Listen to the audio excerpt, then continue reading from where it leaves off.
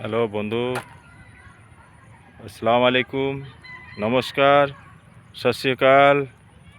আপনারা সবাই কেমন আছেন? আশা করি ভালোই আছেন, আমিও ভালো আছি।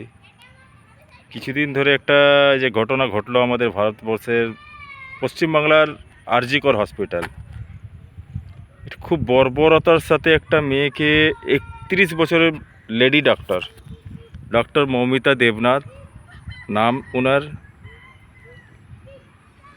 18 থেকে 20 জন মিলে তাকে ধর্ষণ করেছে এবং 100 থেকে 150টা ক্ষতচিহ্নের দাগ দেখতে পাওয়া গেছে তার শরীরের মধ্যে। বন্ধুরা, আমার এই আমি এটা নিয়ে ভিডিও করার ছিল না আমার, কিন্তু আমি মনকে নিজে ধরে রাখতে পারলাম না। আর আমার নিজের চোখের থেকে জল পড়ছে বন্ধু। এটাই যখন আমি নিউজে শুনি, সোশ্যাল মিডিয়াতে শুনি, তখনই আমি একটু চোখের জল অটোমেটিক্যালি পড়ে। যে কাপুরুষ হবে তার কখনো চোখের জল পড়ে না। এবং কিছু কিছু লোকের জন্যই আজ সমাজে ছেলেদেরকে বদনাম হতে হয়। ভুল করলো কিছু লোক, আর কিছু লোকের জন্য আজকে আমরাকে ছেলেদেরকে মেয়েরা নিচু চোখে দেখবে। এ স্বাভাবিক ব্যাপার। এটা দুজন মিলে যে হাত দিয়ে রেখেছিল, ধরে হাত চেপে রেখেছিল, গলাটা ধরে, গলার একটা থাইরয়েডের যে একটা হাড় থাকে ওটা প্রায় টোটালি ভেঙে গেছে। এবং সব থেকে বড় ব্যাপার হচ্ছে তার যে ফিমেল কলিগ, সে নিজে স্পটে দাঁড়িয়ে তার হাত ধরে থেকে চেপে, এটা আমি তো এখনও যাইনি, আমি এখনও দেখিনি আরজি করে ভেতরে, যেটা সোশ্যাল মিডিয়ার থেকে শুনছি আমি, তারা দুজন মিলে হাত ধরে রেখেছিল এবং গলাতে কত লোক চেপে ধরে রেখেছিল। তার মধ্যে তার চাপার ফলে তার চোখের মনির ভেতর থেকে রক্ত বেরিয়ে গেছে। সে দেখছে, সে তাকাচ্ছে তার মুখের দিকে, কিন্তু সে অসহায়। সে মেয়েটা যে ফিমেল কলিগ ছিল তার দিকে তাকালো, তাকিয়ে ও দেখছে, বলছে আমাকে একটু বাঁচাও বাঁচাও। কিন্তু সে তো আর কিছু বলার ভাষা খুঁজে পাইনি আমি। এটা খুবই দুঃখের সংবাদ। আজ হয়ে গেল কতদিন, আজকে আপনার প্রায় 10 থেকে 12 দিন প্রায় হতেই গেল। কিন্তু আমরা চাই একটা মৌমিতা দেবনাথ, যে আমাদের আমার বোন সম্পর্কে বোন আমার, তার যেমন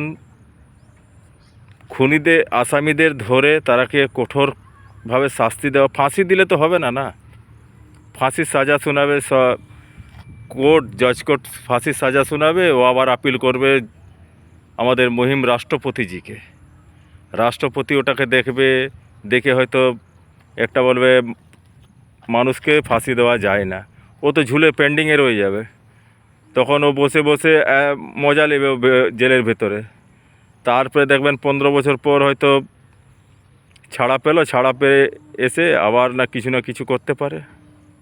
এই জন্য আমার বিশেষ অনুরোধ, সবাই এটার জন্য একটু লড়তে হবে, যাতে মৌমিতা দেবনাথ আমার বোন এর বিচার হয়। আমি উপরওয়ালার কাছে এটাই প্রার্থনা করি যে আমার বোন, তুমি মারা গেছো, পৃথিবী ছেড়ে চলে গেছো, তোমার আত্মার যেমন শান্তি করি। এসব কথা মুখের থেকেও বেরায়নি। খুবই কষ্টের ব্যাপার এগুলো যারা করেছে না, মানুষের পর্যায়ে পড়ে না। তারা নৃশংস। এখন দেখবেন না, কুকুরের দল, একটা কুকুরের পিছনে 10টা কুকুর দৌড়ায়। এইরকম আমাদের কিছু মানুষ, আমাদের সবাই না, সবাইয়ের জন্য একটা লোকের জন্য, এই 18-20টা লোকের জন্য আজকে পুরো সমাজটাকে আজকে বদনাম হচ্ছে।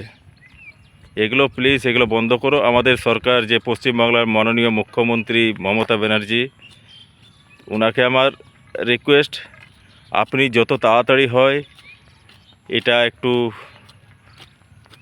করতে, এবং রাষ্ট্রপতিজি, প্রধানমন্ত্রীজি, আপনাদের কাছে অনুরোধ যাতে আপনারা এর বিচার করেন। সিবিআই দল এসছে, সিবিআই এখনও পর্যন্ত পাচ্ছে না কাউকে। একজনকে পেলো, সে বেচারা কী করবে? সে তো বলির বকরা হয়ে গেছে। ও কিছু করার নেই ওর। ও ও বেচারা লাস্ট পজিশনে গেছে, ও তো কিছু করার নেই ও আর।